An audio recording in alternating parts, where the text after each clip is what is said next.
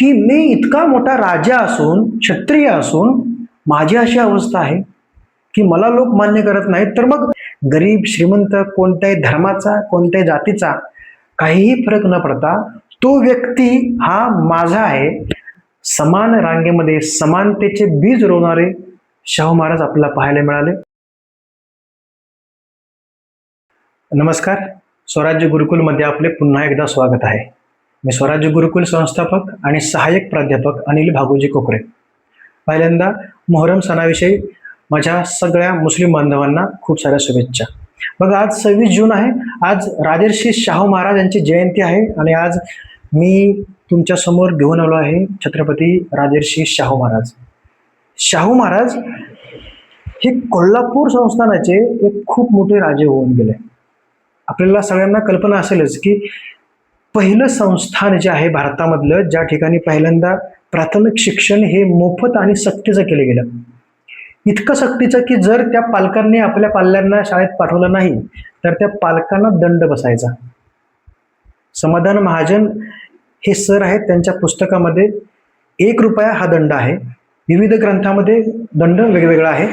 तो अजून वादविवाद हा एक मोठा प्रसंग आहे, परंतु आपण 1 रुपया दंड या हिशोबाने आपलं लेक्चर सुरू करूया. त्यामुळे कोल्हापूर कलेचं केंद्र, कोल्हापूर हे कुस्तीसाठी प्रसिद्ध, कोल्हापुराच्या अनेक विविध अंगाने नटलेल्या या पूर्ण भागाला शाहू महाराजांनी कशा प्रकारे घडविलं हे आपण आज पाहूया. शाहू महाराज आज पूर्णपणे आपण उलगडून पाहण्याचा प्रयत्न करूया. खरं तर ह्या 1-2 तासामध्ये शाहू महाराज समजणं किंवा ते डोक्यामध्ये घेणं हे इतकं सोपं नाही. तरी पण आपण थोडासा प्रयत्न करूया की आपल्या इतिहासामध्ये, आपल्या एक्झाममध्ये MH सेट असेल किंवा MPSC ग्रुप बी, ग्रुप C असेल किंवा मग राज्यसेवा असेल, आपण या थोड्याशा एक्झामच्या वेगाने शाहू महाराज समजून घेण्याचा प्रयत्न करूया. बघा, पहिल्यांदा शाहू महाराज हे यांचं मूळ नाव नाही. शाहू हे मूळ नाव नाही. यांचं जे मूळ नाव आहे ते आहे यशवंतराव. मग गमत अशी की 1708 ला स्वतंत्र राज्य म्हणून उदयास आलेलं कोल्हापूर हे 1800च्या आसपास आपण पाहतो की इथे 4थे शिवाजी राज्य करत आहेत. आणि 4थ्या शिवाजींना अपत्य नसल्या कारणाने त्यांनी कागलच्या घराण्याचे जहागीरदार असलेले आपले जयसिंगराव घाटगे यांच्याकडून त्यांचे अपत्य यशवंतराव हे अपत्य दत्तक म्हणून घेतलेले आहेत. आणि म्हणून 1874 ला जन्म झालेले शाहू महाराज 10 वर्षांनी 1884 ला दत्तक म्हणून कुणी घेतले? 4थे शिवाजी यांच्याकडे आले. बघा, त्यानंतर आपण पाहतो की महत्वाचं काय, तर त्यानंतर त्यांचं नाव पडलं शाहू. आधी नाव आहे यशवंत घाटगे. यशवंतराव जयसिंगराव घाटगे यांचे मूळ नाव आहे. तदनंतर आपण पाहतो की 1885 ला यांना शिक्षणासाठी राजकोटला पाठवलं गेलं. राजकोटमधील राजकुमार महाविद्यालय हे एक प्रसिद्ध महाविद्यालय होतं. या ठिकाणी त्यांना शिकवण्यासाठी पाठवण्यात आलं. त्या ठिकाणचे प्राचार्य आपण जर कधी एक्झामला विचारलेस तर लक्षात ठेवा, मॅक नॉटन नावाचे एक प्राचार्य त्यावेळेला काम करत होते. त्यांच्या घरी सुद्धा काही शिक्षक शिकवायला यायचे. गोखले बंधू असतील तर हरिपंत गोखले हे एक नाव लक्षात ठेवायचं, तेही त्यांच्या घरी शिकवायला यायचे. त्यानंतर जर आपण पाहिलं की 1891 साली शाहू महाराजांचा विवाह बडोद्याचे प्रसिद्ध घराणे खानविलकर यांच्या कुमारिका लक्ष्मीबाई यांच्यासोबत 1891 ला वयवर्ष 17 असताना महाराजांचा विवाह झालेला आहे. त्यानंतर पाहतो आपण की 1894 लाच, म्हणजेच 1894 जे आहे म्हणजे वयवर्ष 20 असतानाच महाराजांचा राज्याभिषेक झालेला आहे. आणि पुन्हा एकदा कोल्हापूरचे छत्रपती शाहू महाराज झाले. 1894 ते 1922 तब्बल जवळपास 28 वर्ष ज्या माणसाने अव्याहतपणे प्रयत्न केले, केवळ राज्यकर्ता म्हणून नाही तर शिक्षण करता, समाज करता, या विविध अंगांनी महाराजांनी इव्हन कलाश्रय सुद्धा दिलेला आहे, काही गायकांना, काही खेळांना. त्यामुळे खूप विविध अंगाने नटलेल्या या व्यक्तिमत्वाचा आपण थोडासा आढावा घेऊया. बघा, यांच्या आयुष्यामधलं सर्वात जे कलाटणी येणारं जे काही प्रसंग आहे, जी काही घटना आहे, ती घटना म्हणजे वेदोक्त प्रकरण. बघा, वेद आपण वाचतो खास करून आपल्या प्राचीन भारतामध्ये, आणि वेद हे संस्कृत मधले काही श्लोक आहेत. मग वेदोक्त प्रकरण नक्की काय आहे, तर ज्या वेळेला 1899 मध्ये ची जी घटना आहे, त्या वर्षी महाराज एके दिवशी पंचगंगा नदीवरती स्नान करण्यासाठी गेले होते. आता पंचगंगा ही कोल्हापूरची एक प्रसिद्ध नदी आहे. त्या ठिकाणी त्यांच्या स्नानाच्या वेळी वेदोक्त मंत्र म्हणण्याऐवजी पुराण मंत्र म्हणणारे नारायण भटजी आपण पाहतो. मग राजाराम शास्त्री जे आहेत यांनी पाहिलं की नारायणराव हे वेद म्हणण्याऐवजी काय म्हणतात, तर पुराण मंत्र म्हणतात. आणि मग ही गोष्ट जेव्हा त्यांना कळाली तेव्हा शाहू महाराजांकडे यांनी बोलणी केली. मग शाहू महाराजांनी विचारलं की नक्की प्रॉब्लेम काय आहे तुमचा, म्हणजे मी छत्रपती आहे, मी राजा आहे, मी क्षत्रिय आहे, आणि तरीही तुम्ही वेदोक्त मंत्र म्हणण्याऐवजी पुराण मंत्र म्हणता. मग भटजी म्हणाले की तुम्हाला जोपर्यंत हा पूर्ण ब्राह्मण वर्ग क्षत्रिय मानत नाही तोपर्यंत तुम्ही शूद्रच आहात. बघा, या ठिकाणी महाराजांच्या डोक्यामध्ये एक तिडीक गेली की मी इतका मोठा राजा असून, क्षत्रिय असून माझी अशी अवस्था आहे की मला लोक मान्य करत नाहीत, तर मग जे जनसामान्य आहेत, जे दलित आहेत, जे अस्पृश्य आहेत, त्यांच्याविषयी लोकांच्या मनामध्ये मानवधर्म आहे का नाही. इथून महाराजांची जी काही दृष्टी आहे, दृष्टिकोन जो आहे, तो राज्यकर्ता असण्यासोबतच समाजकारणाकडे वळाला. त्यामुळे नियतीच्या मनात काहीतरी वेगळंच होतं. आणि म्हणून महाराजांनी आपला जो काही अधिकार आहे हा माणुसकीसाठी, मानवधर्मासाठी व्यापला आणि बहुजन लोकांना त्यांनी खूप जास्त प्रकारे अधिकार देण्याचे प्रयत्न केलेले आहेत. मग बघा, आपण इथे हे जे प्रकरण पाहू ना, तर या प्रकरणामध्ये वेदोक्त मंत्र म्हणायचे नाहीत, पुराण मंत्र म्हणायचे, याला पुण्यातील बऱ्याचशा ब्राह्मणांनी समर्थन केलेलं आहे, नारायण भटजींना.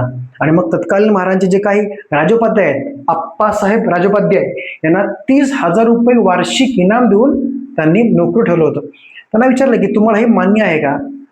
राजोपाध्यायांनी राजीनामा दिला, सांगितलं की मी हे काम करणार नाही. म्हणून महाराजांनी त्यांना कामावरून काढलेलं आहे, त्यांचा राजीनामा स्वीकारलेला आहे. आणि मग तात्याराव जोशी यांना राजोपाध्याय म्हणून 250 रुपये मासिक पगारावरती ठेवलं गेलेलं आहे.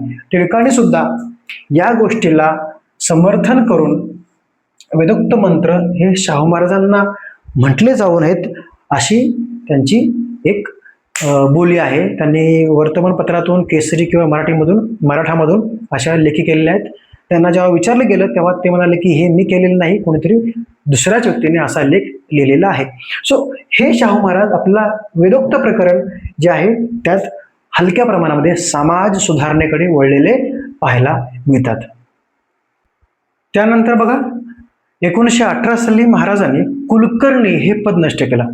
कुलकर्णी काय करायचे, जनतेवरती खूप अन्याय करायचे, शेतकऱ्यांना कर्ज देणे आणि मग त्या कर्जाच्या बदल्यात जमिनी त्यांच्या हिसकावून घेणे किंवा त्यांना खूप सारा अन्याय सहन करावा लागायचा.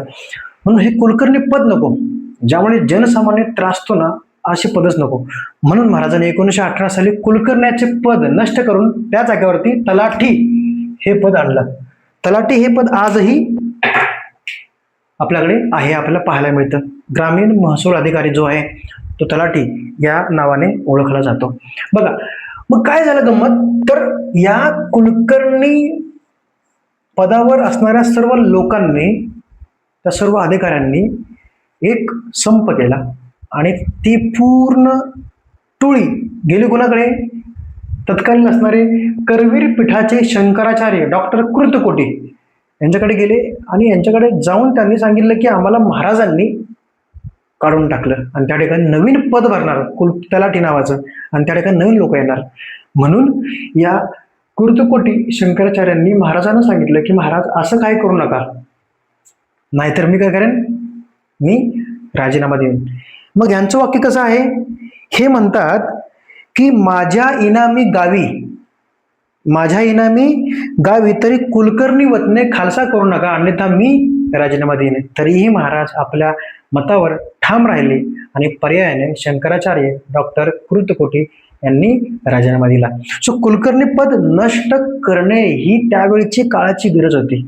जर तुम्हाला जनसामान्यांच्या मनामध्ये जागा निर्माण करायची आहे तर त्यांचं हित ओळखून तशी कार्यवाही करणं, तशी पावलं उचलणं हे अतिशय गरजेचं होतं आणि महाराजांनी हेच केलं. त्यामुळे त्यांचं पुन्हा एकदा हे खूप मोठं काम आहे 1918चं.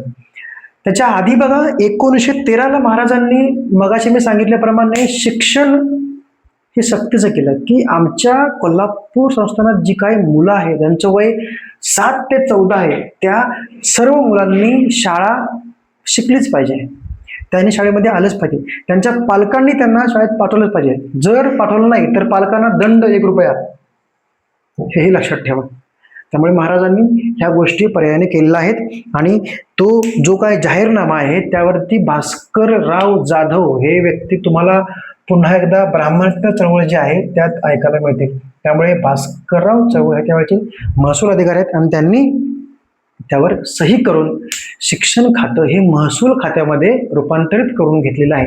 त्यामुळे 1913चं प्राथमिक शिक्षण मोफत आणि सक्तीचं करणारं कोल्हापूर हे पहिलं संस्थान आहे, हे एक लक्षात ठेवायचं. पुढे बघा अशा काही शाळा काढल्या ज्या प्राथमिक शिक्षण देतील.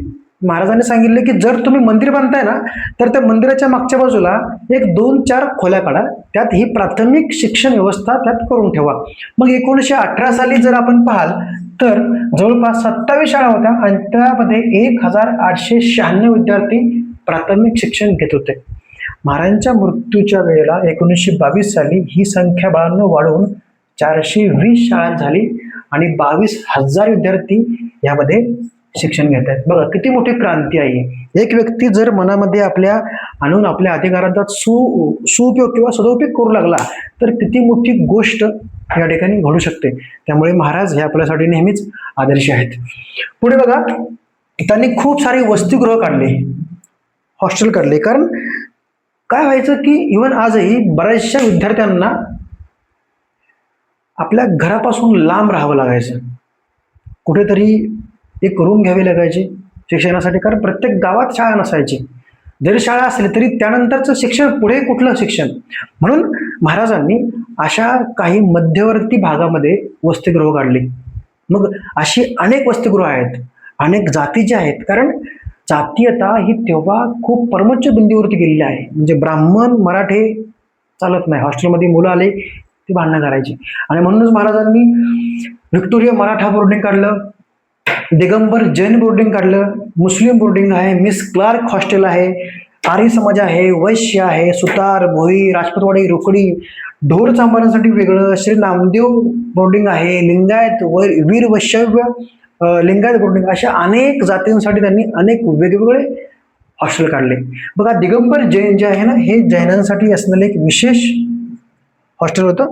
तुम्हाला कळेल की वसतिगृहात शिकणारे हे या वसतिगृहातले आपले विद्यार्थी कर्मवीर अण्णा भाऊराव पाटील हे इतके मोठे झाले, त्यांनी स्वतः रयत शिक्षण संस्था उभी केली. आणि आज तुम्ही पाहता की किती मोठा वटवृक्ष उभा आहे आज रयतचा. म्हणजे शाहू महाराजांनी फक्त एक ठिणगी पेटवली, त्याचा हा आगेचा लोट हा आज देशातल्या कित्येक व्यक्तींना, कित्येक विद्यार्थ्यांना आज मोफत शिक्षण देतोय. त्यामुळे एखाद्या व्यक्तीची जी सुरुवात आहे ती सुरुवात आपण कशा प्रकारे घेतो किंवा ती सुरुवात त्या व्यक्तीने कोणत्या उद्देशाने, कोणत्या हेतूने केलेली आहे, तो जर हेतू योग्य असेल ना तर येणारा कालावधी, येणारा काळ त्या हेतूला सत्कारणी लावण्याचा एक चांगला प्रयत्न करतो.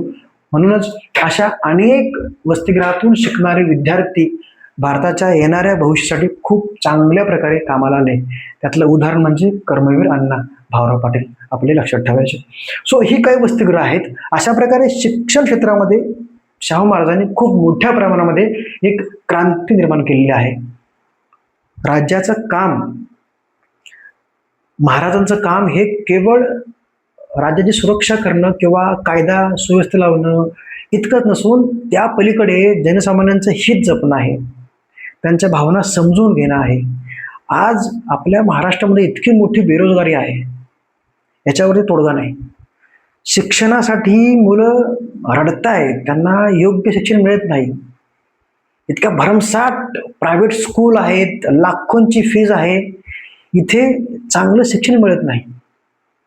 स्वराज्य गुरुकुल हे कर्मवीर अण्णा असतील, आपले रयत असेल किंवा मग आदर्श शाहू महाराज असतील, यांच्या विचारावर चालून आपण मुलांना एक चांगलं शिक्षण देतो आणि त्या शिक्षणाचा सदुपयोग त्यांनी समाजासाठी करावा. 4 पैसे कमी कमावा, परंतु येणाऱ्या काळातल्या या तरुणांना शिक्षणाच्या प्रवाहात त्यांची विचारधारा सुधारण्यासाठी आपण काम करतो. तुमच्या बाजूला जी काही मुलं असतील ज्यांना शिक्षण घेणं जमत नाही, पर्यायाने आर्थिक स्थिती कमजोर आहे, त्यांना लावा माझ्यापर्यंत. मी इथे यासाठीच करतो. त्यामुळे शाहू महाराजांचा आज दिनविशेष जयंती जी आहे यासाठीच आहे की आपल्याला शाहू महाराज समजावेत. इतिहासामध्ये जितक्या काही लोकांना मी वाचून घेतलेलं आहे, कोणत्याही व्यक्तीला कृपया जातीत धर्मात तुम्ही त्यांच्या बेड्यात अडकवू नका. त्यांच्या पुतळ्याच्या खाली मेंढरासारखी गर्दी करू नका. दंगलकार चंदनशिव म्हणतात की जोपर्यंत हा माझा भारतीय पुतळ्यांच्या खाली गर्दी करून मेंढरांसारखा बसला ना, तोपर्यंत काय होणार नाही. ही मेंढरं जोपर्यंत या महापुरुषांच्या, ह्या महास्त्रियांच्या, ह्या राजांच्या, ह्या महाराजांच्या, नेत्यांच्या विचारांपाशी गोळा होतील ना, तेव्हा खरा भारतीय जागा होईल. हेच काम आपल्याला करायचं आहे. त्यामुळे शिक्षण घेताना आपल्याला असे काही लोकांचा अभ्यास करायचा आहे ज्यांचा येणाऱ्या काळामध्ये आपल्या तरुण पिढीसाठी खूप मोलाचा वाटा ठरेल. इतकं पाहिलं आपण. आता पुढच्या भागामध्ये आपण पाहणार आहोत की शाहू महाराजांनी अस्पृश्यता जी आहे, ब्राह्मण, क्षत्रिय, वैश्य, शूद्र किंवा त्या पलीकडचे जे अस्पृश्य दलित आहेत यांच्याकरिता काय काम केलेलं आहे. बघा, आपण पाहतो की काही जातींना रूढी परंपरेनुसार गुन्हेगारी ठरवलं होतं. मग त्या बेरड असतील, महांग असतील किंवा महार असतील, कोळी असतील, रामोशी असतील, या जातींची गुन्हेगारी पद्धत, त्या गुन्हेगारी जातींना चौकीमध्ये येऊन हजेरी लावणं हे महाराजांनी बंद केलेलं आहे. त्यामुळे तेही आपल्याला प्रकर्षाने थोडंसं लक्षात ठेवून त्यावरती काम करायचं आहे. मग ही जी पद्धत आहे ते 1918ला महाराजांनी बंद केली. आता मी हे काय पॉज करत नाही, वरची पट्टी पुसतो. मग अशा काही जाती आहेत ना ज्या खास करून SC ST यामध्ये येतात, तर या जातींना हजेरी लावणं हे महाराजांनी पहिलं बंद केलं. त्यामुळे गुन्हेगारी पद्धत जी आहे त्या रामोशी, कोळी असतील, महार, मांग, बेरड, या अशा काय जाती आहेत ना, जातींना चौकीमध्ये येऊन हजेरी लावणं ही पहिली बंदी घातली महाराजांनी. त्यांचं म्हणणं होतं की ज्याप्रमाणे माणूस आहे ना, इतर माणूस आहेत ना, इतर लोक आहेत ना, त्या प्रत्येक व्यक्तीला त्यांच्याप्रमाणे वागू द्या. जर यांचा आजोबा गुन्हेगार आहे तर तो गुन्हेगार नातू किंवा तो मुलगा गुन्हेगार असेलच. हे कशावरून? तुम्ही जातीवरून त्या व्यक्तीच्या कार्याला किंवा त्याच्या कौशल्याला अजिबात कमी लेखू नका. त्यामुळे महाराजांनी ही पहिली पद्धत बंद केलेली आहे. त्यानंतर पाहतो आपण की अजून काय जाती आहेत, जसं की पारधी असतील, शिकार करणाऱ्या, गारोडी जमात जी आहे, ह्या काही जाती ज्या आहेत त्यांचा आपण प्रकर्षाने थोडासा वेध घेणार आहोत की ह्या जाती अजिबात गुन्हेगारी जाती म्हणून त्यांनी हजेरी लावणं हे चुकीचं, हे बंद करून टाका. सो ते बंद केलेलं आहे. पुढे काय सर्वात महत्वाचं, जर शाहू महाराजांनी दलित आणि अस्पृश्य बांधवांना जर कोणती मोठी भेट दिली असेल त्यांच्या येणाऱ्या भविष्याला, तर ती म्हणजे महार वतने बंद केली महाराजांनी. बघा, महार ही जात आहे ना, तर या जातीला, या जमातीला वतन होती. वतन म्हणजे काय म्हणालो, तर काही जमिनीचा भाग हा त्यांनी आयुष्यभर त्यावर राहावं आणि त्यातून जो काय मोबदला आहे तो आपला प्राप्त करत राहावं. मग काय व्हायचं की या महार लोकांना वतन दिल्यामुळे हे पाटील, हे चौगुला गावचे कुलकर्णी, हे यांच्याकडून 24 तास काम करून घ्यायचे. काय पण काम असू दे, त्यांच्या घरातलं काम असू दे, घराच्या बाहेरचं काम असू दे, गावातलं चौकीचं काम असू दे, गावात एखादी गाय मिली किंवा एखादी पवित्र म्हैस मिली तर तिला बाहेर, गावाच्या बाहेर फेकून नेऊन, म्हणजे काही काम असू दे, गटार साफ करा असू दे, तर कोणतंही काम लावायचे यांना. का? तर तुम्हाला आम्ही वचनं दिलेली आहेत. त्यामुळे या महार वचनामुळं येणारी पिढी बरोबर होणार, येणारी पिढी बसून खाणार, येणाऱ्या पिढींना सारखं तेच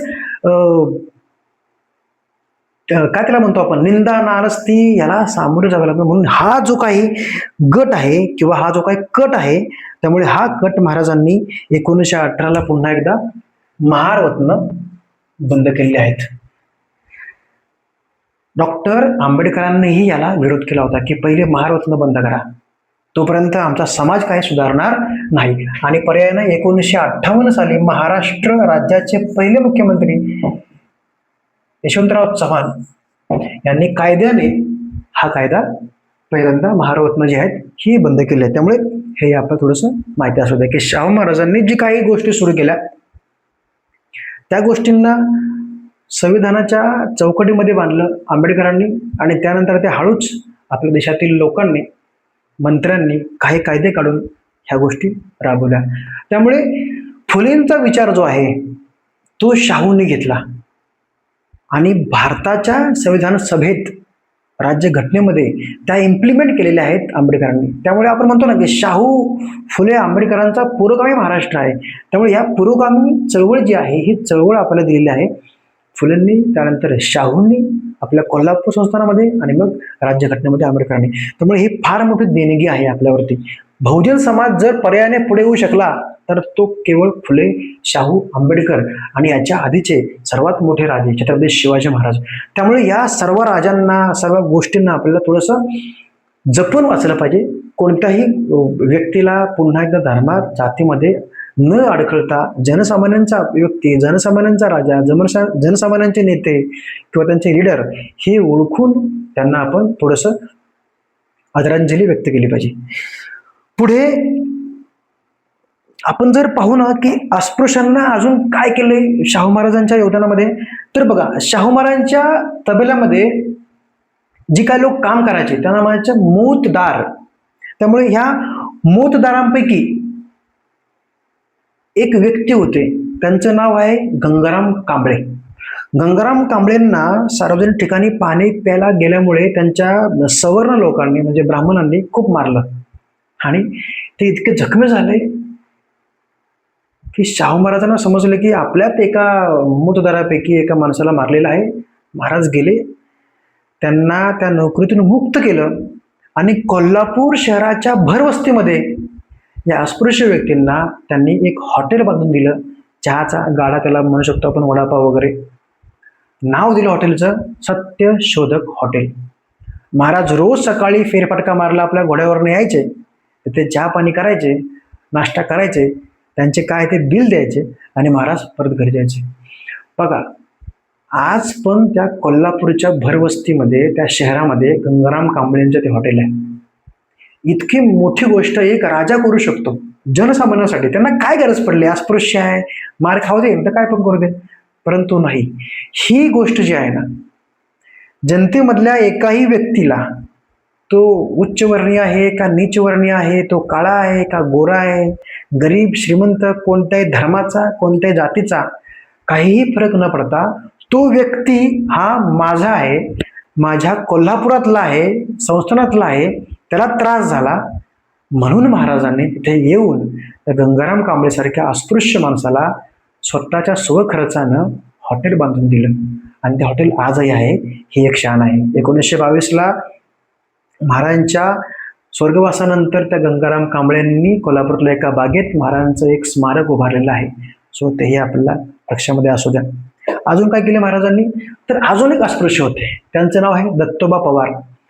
कोल्हापूर नगरपालिकेमध्ये त्या व्यक्तीला स्थायी समितीचं अध्यक्षपद महाराजांनी देऊ केलं होतं. म्हणजे इतका दिलदार व्यक्तिमत्वाचा हा राजा आपल्या महाराष्ट्रातील कोल्हापूर संस्थानात आपल्याला पाहायला मिळतो. हे खरं तर महाराष्ट्राचं खूप भाग्य आहे. मुळात मला फार कौतुक वाटतं की महाराष्ट्रामध्ये बघा ना किती लोक होऊन गेले, राजकीय गोष्टीमध्ये आपलाच दावा, समाज सुधारणा असेल आपलीच लोक, क्रांतिकारी चळवळ असेल आपलीच लोक, चळवळ कोणती असू दे महाराष्ट्रामधली लोक आहेतच. त्यामुळे समाज सुधारणामध्ये जर आपल्या देशात वाटा केला असेल जास्त मोठ्या प्रमाणात, तर अगदी फुलेंपासून आजपर्यंत महाराष्ट्राने खूप मोठी कामगिरी बजावलेली आहे. त्यामुळे हा वारसा, हा वसा आपण चालू ठेवणं फार गरजेचं आहे. तो मरू दिला नाही पाहिजे. आजकाल थोडासा तो आपण विसरलोय, विसर पडलाय असं मला वाटतं कुठेतरी. तो हा पडू देऊ नका. पुढे जाऊन काय अजून महत्वाची गोष्ट, तर 1918लाच पुन्हा एकदा तलाठी म्हणून एका व्यक्तीला महाराजांनी अस्पृश्य असला तरी त्याला ते पद देऊ केलेलं आहे. सो अशा विविध घटना ज्या आहेत त्या आपण पाहतो. अस्पृश्यांच्या, दलितांच्या उत्क्रांतीसाठी, त्यांच्या प्रगतीसाठी सर्वात मोठी गोष्ट अजून एक झाली ती म्हणजे 1920चं माणगाव परिषदेचं अधिवेशन. 1920ला दलितांची दक्षिण महाराष्ट्रामधली एक फार मोठी सभा झाली आणि त्या सभेचं अध्यक्षपद दिलं गेलं होतं डॉक्टर बाबासाहेब आंबेडकर. आणि त्या सभेला आले होते राजर्षी शाहू महाराज. गंमत अशी की या सभेचे चीफ गेस्ट म्हणून किंवा प्रमुख अतिथी किंवा प्रमुख पाहुणे म्हणून आलेले जे काही शाहू महाराज आहेत त्यांनी सांगितले की आता इथून पुढे जी काही ही चळवळ तुमची चालेल दलितांची, तर त्याचे पुढाकार किंवा त्यांचे पुढारी किंवा नेते हे भीमराव असतील. आणि तेव्हापासून तो वसा आंबेडकरांनी चालू ठेवला आणि अस्पृश्यांची चळवळ आहे, जी काही त्यांची मागणी आहे सरकारच्या कानठळणी बसवण्याकरिता आंबेडकरांनी जो काही प्रयत्न केला तो नेहमी चालूच राहिला. कोल्हापूर हे कलेचं केंद्र आहे. स्वतः महाराज कुस्त्या खेळायचे. त्यांनी खूप जास्त तालीम बांधून काढल्या होत्या. ते आखाडे भरवायचे, स्पर्धा भरवायचे कुस्त्यांचे. म्हणजे कोल्हापूरला एक जगातील खूप असं मोठं त्यांनी खेळाचं आणि कलेचं केंद्र म्हणून निर्माण केलं होतं. मग गायन कोकिळा केसरबाई केळकर असतील, त्यांना त्याने आश्रय दिला होता. बाल गंधर्व असतील किंवा नाटककार मामा वेरुळकर असतील, या सर्वांना त्यांनी एका ठिकाणी बोलवून त्यांना आश्रय दिलेला आहे. किंवा बाबुराव पेंटर असतील, आनंदराव पेंटर असतील, या दोन्ही बंधूंना चित्रपट रिलीज करण्यासाठी त्यांनी त्या ठिकाणी खूप चांगल्या प्रकारे हेल्प केली आहे. अजून काय, तर जयपूर घराण्यामधले अल्लादिया खान या उस्तादांना सुद्धा महाराजांनी आश्रय दिलेला आहे. म्हणजे विविध अंगातील कलेच्या व्यक्तींना महाराजांनी कोल्हापुरामध्ये आश्रय देऊन हे स्पष्ट केलं की कोल्हापूर हे कलेचं केंद्र आहे आणि महाराज हे कलांचे आश्रयदाते आहेत. सो महाराजांनी अनेक अंगामध्ये काम केलं आहे. आपण पाहिलंच की राज्यकर्तेच नव्हे तर शिक्षणकर्ते, समाजकर्ते अशा अनेक अंगांनी महाराजांनी कोल्हापूरला घडवलं. मला अभिमान आहे की राजर्षी शाहू महाराज, राजा अनेक ऋषी, एक राजा असून सुद्धा ऋषीच्या मनासारखं काम करणारा हा माणूस आमच्या महाराष्ट्रामध्ये लाभला. फुलेंचे संस्कार इम्प्लिमेंट करून ते अवलंबून आपली विचारधारा आंबेडकरांकडे सुपूर्द करणारे शाहू महाराज केवळ एक धर्म किंवा केवळ एक जात नसून तर विविध जातींना, धर्मांना, विविध वर्गांना, वर्णांना एका समान रांगेमध्ये समानतेचे बीज रोवणारे शाहू महाराज आपल्याला पाहायला मिळाले.